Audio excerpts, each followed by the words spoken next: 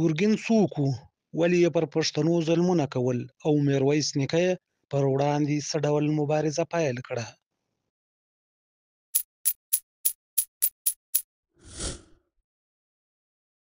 زموږ د ګران هیواد افغانستان په تاریخونو کې په تیره بیا د ملي مشر میرویس خان نیکه په وخت کې زموږ د خاورې دښمن د ګرګین د نوم ذکر او یادونه شوې ده.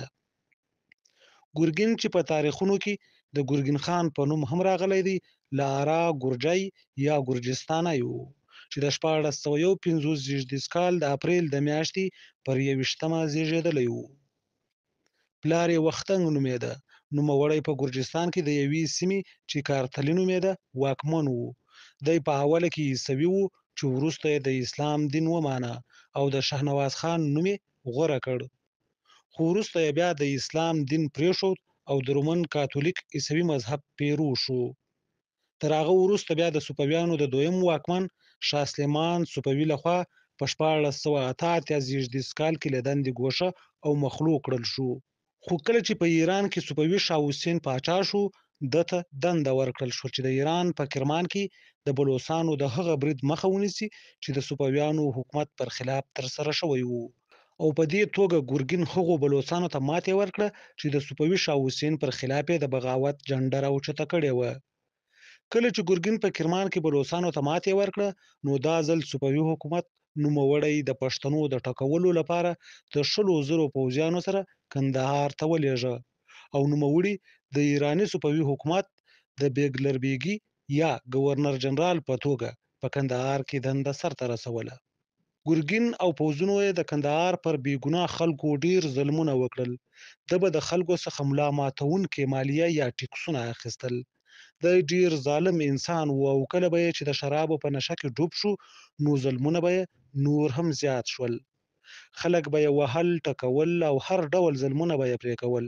په دغه وخت کې میرویس نیکه د کندهار د ښار مشر و او هغه څو ځلې د صفوي پاچا شاه حسین دربار ته د ده د لاس شکایتونه وکړل او صفوي دربار ته یې څو ځلې د ده د ظلمونو په اړوند لیکونه واستول. خو صفوي پاچا شاه حسین به ورته ویل چې ګرګین د ده څخه نه ډارېږي او د ده خیال او پروا نه ساتي او نوموړی د دې جوګه نه دی چې ګرګین کنټرول او مهار کړي.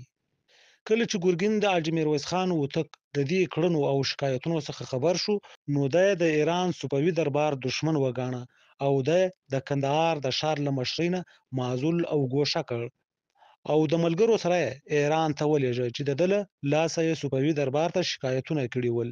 حاجي میرویس خان او د ده هغه ملګري چې د ګرګین له لاسه یې شکایتونه کړي وو، د ایران په صفوي دربار کې نظربند شول.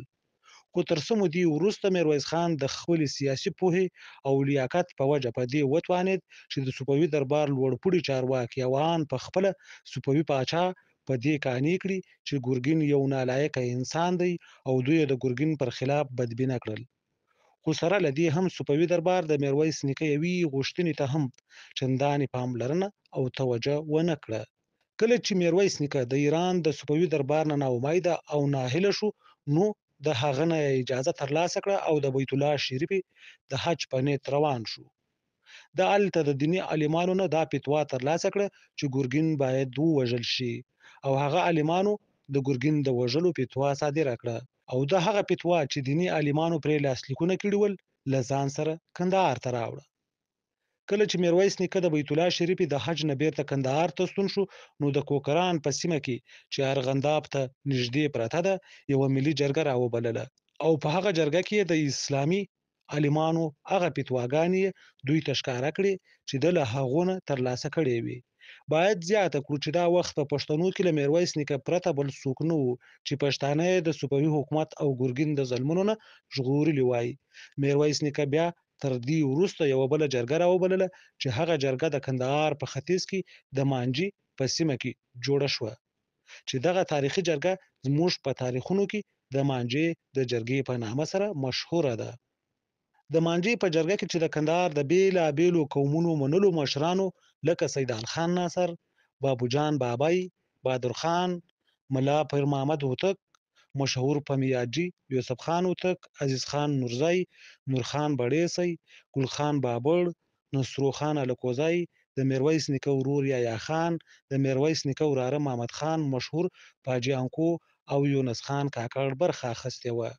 د جرګې ټولو ګډونوالو په قرآن شریف سوګند وکړ چې د ګرګین پر خلاف به مبارزه کوي او هغه به له منځه وړي او کندهار او ګران هېواد افغانستان به د ګرګین او ګرګیانو د ظلمونو او ناتارونو څخه ژغوري.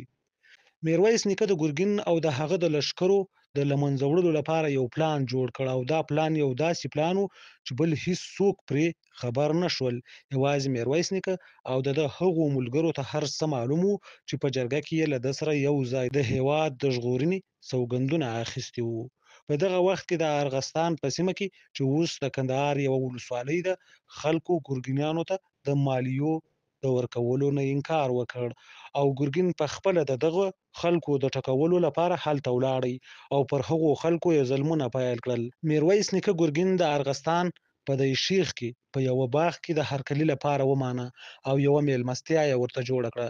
کله چې په نیمه شپه کې ګرګین او پوځیان یې د شرابو په نشه کې ډوب شول، نو میرویس نیکه د خپلو جنګیالیو ملګرو سره پر ګرګین او ګرګینیانو برید وکړ او ټوله یې له تیغه تیر کړل.